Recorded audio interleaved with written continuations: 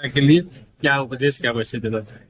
हम जगत गुरु रामानंदाचार्य दक्षिण पीठ नानी धाम के आचार्य है नरेंद्राचार्य। हमारे भगवान आद्य जगत गुरु रामानंदाचार्य जी ने कहा था कि जात पात पूछे ना कोई, जो हरि का भजन करे वो हरि का। ऐसा उनका संदेश है और वो संदेश पर उनका विशिष्ट अद्वैत सिद्धांत है। उस सिद्धांत के तौर पर ये कार्य चालू है कि जो सामान्य भक्त लोग है, सामान्य जो लोग है हिंदू धर्म के, वो बिखरे हुए हैं, उनको संगठित करना और उनका सुख दुख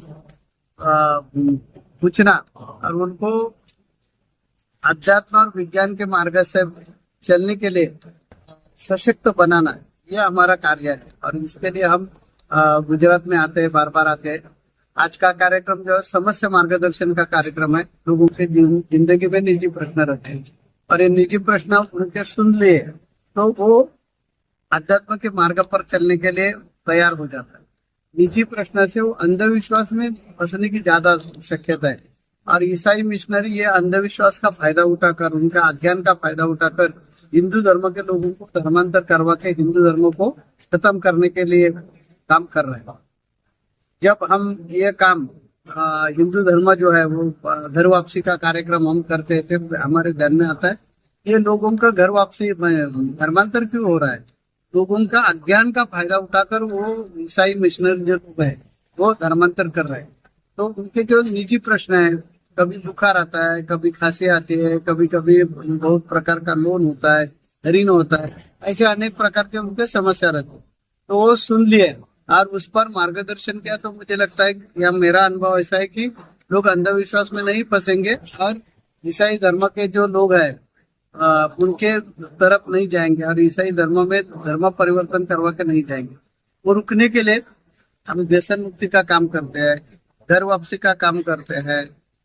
दूसरी बात ऐसे कि लोगों को धर्म के बारे में शिक्षा देते हैं कि सही धर्म क्या है। और हमने ये विज्ञान युग है, विज्ञान युग में शिक्षा क्यों लेनी चाहिए और शिक्षा से हमारे पास कैसे ज्ञान आता है, ऐसे अनेक विषयों पर हम मार्गदर्शन करते हैं और पूरे भारत देश में हम घूमकर हिंदू धर्म जो है हिंदू धर्म को बचाने का काम करते हैं। गुरु जी, आज के वर्तमान समय में युवा पीढ़ी नशे में की लत में पड़ती जा रही है, उसको बचाना सर बहुत बड़ा दायित्व है, सभी का है। वो काम हम कर रहे हैं ना। अभी तक 5-6 लाख व्यसन मुक्ति से हमने छुटकारा दिया है और व्यसन मुक्ति की तारीख अभी हमारे हर महीने में एक तारीख रहती है। अभी अक्टूबर महीने की 29 तारीख को नानी धाम में उनके बारे में हम मार्गदर्शन करेंगे।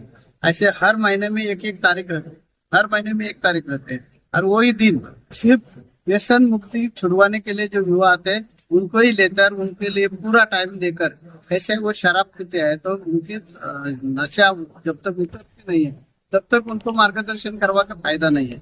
इसी कारण हम नानीज में उनको बुलाते हैं। आते समय वो बहुत पीकर आते हैं, उनकी उतर गई कि दूसरे दिन उनको मार्गदर्शन करते हैं और मार्गदर्शन ऐसा वो करते हैं कि उनके मन को शर्म आनी चाहिए कि अरे हम कर रहे हैं वो गलत काम कर रहे हैं, हम युवा देश का भविष्य है और हम कैसे गलत काम कर रहे हैं। व्यसन मुक्ति के कारण यानी व्यसनों का कारण 4-5 है।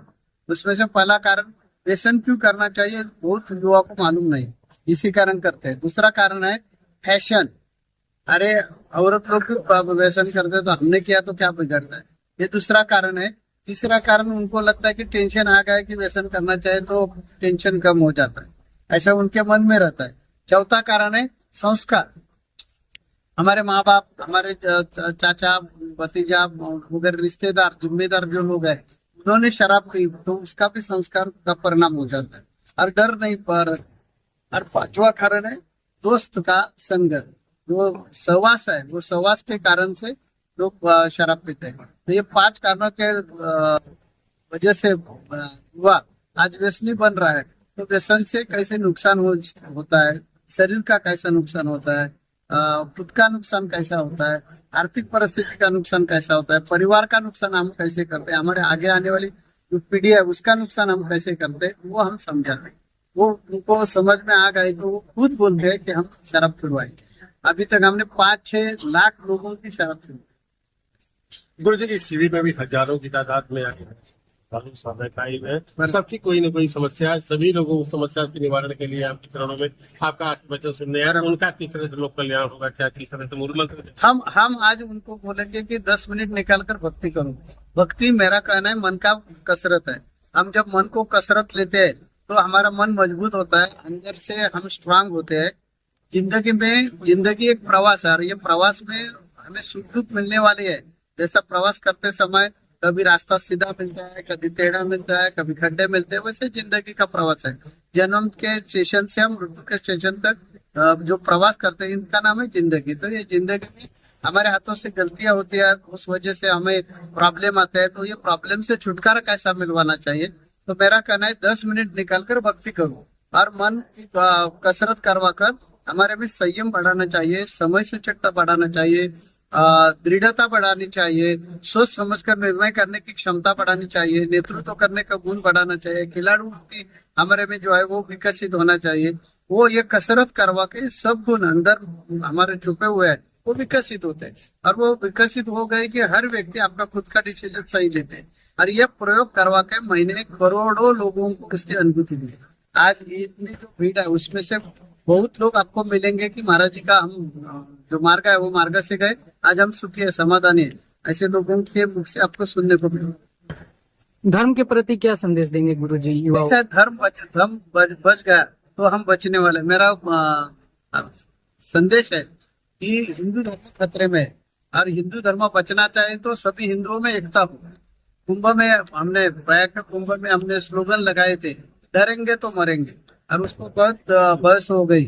तो हिंदू लोगों ने डरना नहीं चाहिए, अपने धर्म के बारे में स्वाभिमानी रहना चाहिए, संगठित रहना चाहिए। जात पात में जो राजनीति वाले लोग हमें जात पात में बांटने का, आरक्षण का लालच दिखाकर, गाजर दिखाकर जो बांट रहे हैं वो नहीं बांटना चाहिए। क्योंकि पूरे विश्व में हिंदू धर्म के लोग ये सिर्फ भारत देश में ही है और ये भारत देश में राजनीति करवा कर ये राजनीति वाले लोग जो है, जैसे इंग्रेज ने जाते समय घोड़ा और झोड़ा करवा के हमारे इधर झगड़ा लगा कर गए। पाकिस्तान और भारत दोनों भी, आज का पाकिस्तान आज का भारत, ये दो देश बोले एक थे और स्वराज्य मिलवाने के लिए दोनों लड़ रहे थे और स्वराज्य मिलना चाहिए, स्वराज्य मिलना चाहिए। जाते समय इंग्रज ने क्या किया कि अरे आप मुस्लिम है, आपका अलग देश चाहिए, और ये हिंदू है, इनका अलग देश चाहिए। ऐसे जैसे ये करवा के निकल गए, वैसे ये राजनीति वाले लोग आरक्षण का गाजर दिखाकर, आरक्षण का भूलभैया दिखाकर हमारे लोगों को तोड़ रहे हैं। तो लोगों ने क्या करना चाहिए, जात पात में न फंसकर आर्थिक स्थिति पर आरक्षण मांगना चाहिए। जात पात पर आरक्षण मांगा तो ये हिंदू धर्म कभी बचेगा नहीं। और हिंदू धर्म संगठित नहीं रह गया तो मुस्लिम और ईसाई लोग तैयार है कि हिंदुओं का कन्वर्शन कैसा करने का। ईस्वीसन 1300 साल में आद्य जगत गुरु भगवान आद्य जगत गुरु रामानंदाचार्य पैदा हो गए, तब बादशाह तुगलक था। उन्होंने ऐसे जोर जबरदस्ती पे तलवारी के नोक पर उन्होंने हिंदू धर्म का कन्वर्जन करवाया। वैसी स्थिति आने वाली है। आज हम ये जात के आरक्षण के वजह से आमने सामने दोनों खड़े हुए हैं और ऐसी स्थिति खराब आ जाएगी कि हिंदू धर्म के दो जाति एक दूसरे का मुर्दा पाड़ने के लिए, खून करने के लिए, उनका खून चूसने के लिए तैयार होने वाले हैं। तो ये आरक्षण जो है, ये आरक्षण हमने मांगना चाहिए, लेकिन आर्थिक स्थिति पे मांगना चाहिए। आज देखिए आरक्षण में कोई जाति आती है, इसका सर्वे किया आपने, सर्वेक्षण किया तो ऐसे दिखेगा कि समझो इनके घर में आरक्षण मिल गया, इसका फायदा इन्होंने उठाया, तो इनका ही पूरा घर आरक्षण का फायदा उठाते। दूसरा भाई जो रहता है उसको आरक्षण मिलता है। आपने सर बहुत ही एक मूल सर उठाया है मंत्र यहाँ का। यह आरक्षण, आर्थिक आरक्षण के लिए आप शासक जो है, जो सत्ताधीश है, उनको क्या सर नसीहत देना चाहेंगे, क्या उपदेश चाहेंगे कि ये सत्ताधीश जो है ना, वो ये कैसे जादू की कांडे है ना, आरक्षण वो बंद नहीं करेंगे। वो किया तो उनका राजनीति नहीं चलेगी, उनकी रोटी नहीं सीखेगी। इसी कारण हिंदू धर्म के लोगों ने उसके बारे में, उन्हें कब सद्बुद्धि आएगी सर? ऐसे लोगों को सद्बुद्धि नहीं आएगी। राजनीति वाले लोगों को सद्बुद्धि का संबंध ही नहीं है। इनको इतना ही मालूम है लड़ाई झगड़ा करवा के, सुंदर उपसुंदर को सुंदरी बीच में लाकर झगड़ा करवा के ही फायदा उठाने का। सुंदर और उपसुंदर भाई थे और ये दो भाई को झगड़ा करने के लिए एक सुंदरी आ गई, तो उन्होंने दोनों भाई का झगड़ा लगा एक दूसरे को मार दिया। राजनीति वाले लोगों को यही चाहिए, दूसरा कुछ नहीं चाहिए कि हिंदू धर्म संगठित नहीं रहना चाहिए।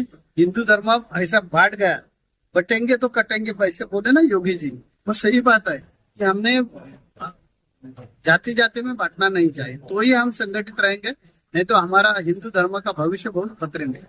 बहुत बहुत